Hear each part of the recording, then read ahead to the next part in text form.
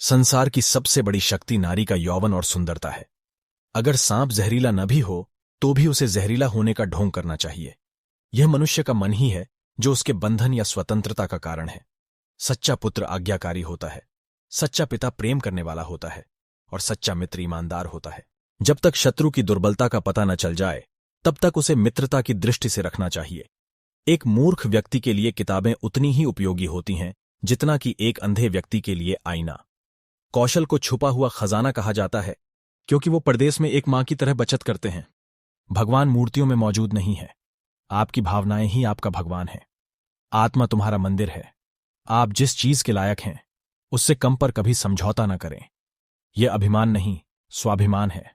सबसे बड़ा गुरु मंत्र है, कभी भी अपने राज किसी को मत बताना, यह आपको नष्ट कर देगा। फूलों की सुगंध हवा की दिशा में ही फैलती है, लेकिन इंसान की अच्छाई हर दिशा में फैलती है। एक बुद्धिमान व्यक्ति अपने बच्चे को सावधानी से पालता है क्योंकि उच्च मनोबल वाले शिक्षित व्यक्ति को ही समाज में सच्चा सम्मान मिलता है। कभी भी ऐसे लोगों से दोस्ती न करें जो हैसियत में आपसे ऊपर या नीचे हों। ऐसी दोस्ती आपको कभी खुशी नहीं देगी। नदियों, शस्त्र धारण करने वाले पुरुषों, पंजों या सींग वाले जानवरों, स्त्रियों और राज परिवार के सदस्यों पर भरोसा न करें।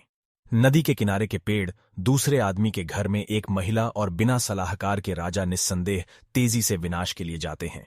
जिस व्यक्ति का आचरण दुराचारी हो, जिसकी दृष्टि अशुद्ध हो और जो कुटिलता के लिए प्रसिद्ध हो, उससे जो मित्रता करता है वह शीघ्र ही नष्ट हो जाता है। जो कुछ भी करने के बारे में आपने सोचा है उसे कभी प्रकट न करें, लेकिन बुद्धिमान परिषद द्वारा इसे गुप्त रखें और इसे क्रियान्वित करने के लिए दृढ़ संकल्पित रहें। सच्चा मित्र वही है जो आवश्यकता, दुर्भाग्य, अकाल या युद्ध के समय राजा के दरबार में या श्मशान में हमारा साथ न छोड़े। ऐसे देश में निवास न करें जहां आपका सम्मान न हो।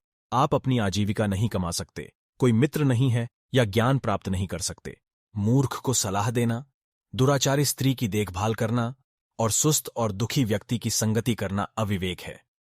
एक बार जब आप किसी चीज पर काम करना शुरू कर दें, असफलता से डरो मत और उसका परित्याग मत करो। जो लोग ईमानदारी से काम करते हैं वे सबसे ज्यादा खुश होते हैं। मूर्खता वास्तव में कष्टदायक होती है और यौवन भी कष्टदायक होता है, लेकिन इससे कहीं अधिक कष्टदायक होता है किसी दूसरे के घर में रहना। बुद्धिमान व्यक्ति को सारस की भांति अपनी इंद्रियों को वश में करना चाहिए और अपने स्थान, समय और योग्यता को जानकर अपने उद्देश्य को पूरा करना चाहिए। पैसा आता है और चला जाता है, इसलिए युवा है। जीवन जाता है और आत्मा जाती है। कुछ भी हमेशा के लिए नहीं रहता।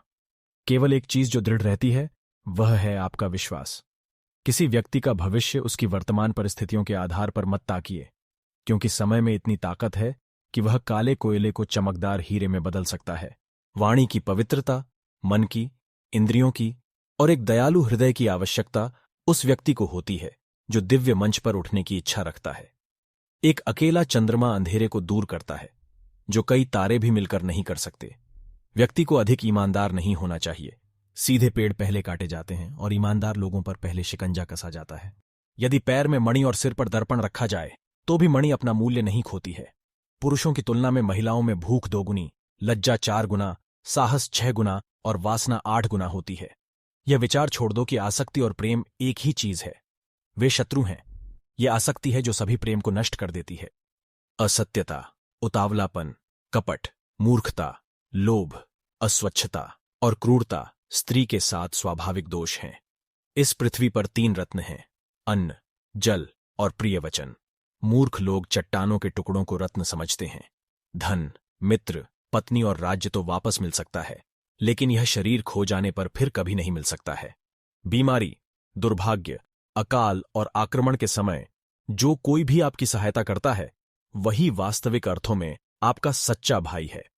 वे नीच लोग जो दूसरों के गुप्त दोषों की बात करते हैं, वे स्वयं को वैसे ही नष्ट कर देते हैं जैसे सांप चींटियों के टीलों पर भटक जाते हैं। पापपूर्वक अर्जित धन 10 वर्षों तक रह सकता है। 11वें वर्ष में यह मूलधन के साथ भी गायब हो जाता है। जिस प्रकार एक सूखा पेड़ आग लगने पर पूरे जंगल को जला देता है, उसी प्रकार एक दुष्ट पुत्र पूरे परिवार को नष्ट कर देता है।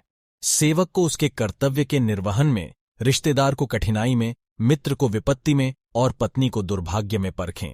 कांटों और दुष्ट लोगों से निपटने के 2 तरीके हैं, एक उन्हें कुचल देना है और दूसरा उनसे दूर रहना है।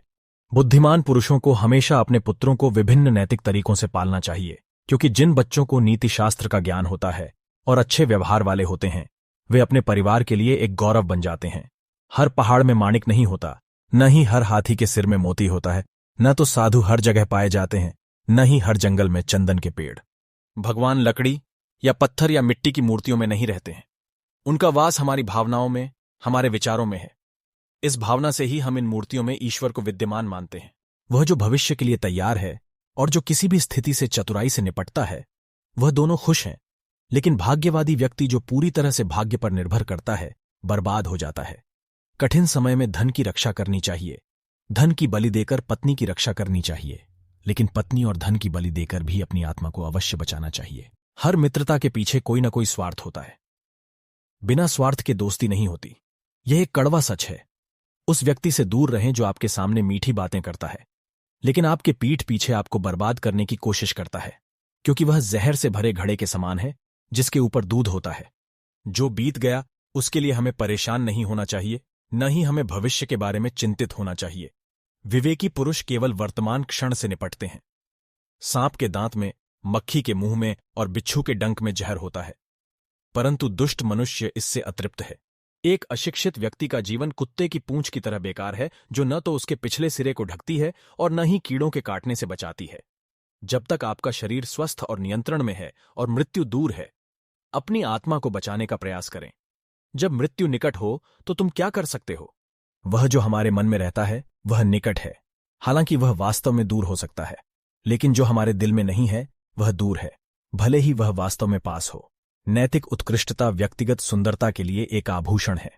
धर्मी आचरण उच्च जन्म के लिए, सीखने में सफलता और धन के लिए उचित खर्च। किसी व्यक्ति की उत्पत्ति का अनुमान उसके व्यवहार से, उसके मूल स्थान का उसके स्वर से और उसके भोजन के सेवन का अनुमान उसके पेट के आकार से लगाया जा सकता है। पृथ्वी सत्य की शक्ति द्वारा समर्थित है। यह सत्य की शक्ति है जो सूर्य को चमकाती है और हवा चलती है। वास्तव में सभी चीजें सत्य पर टिकी हुई हैं।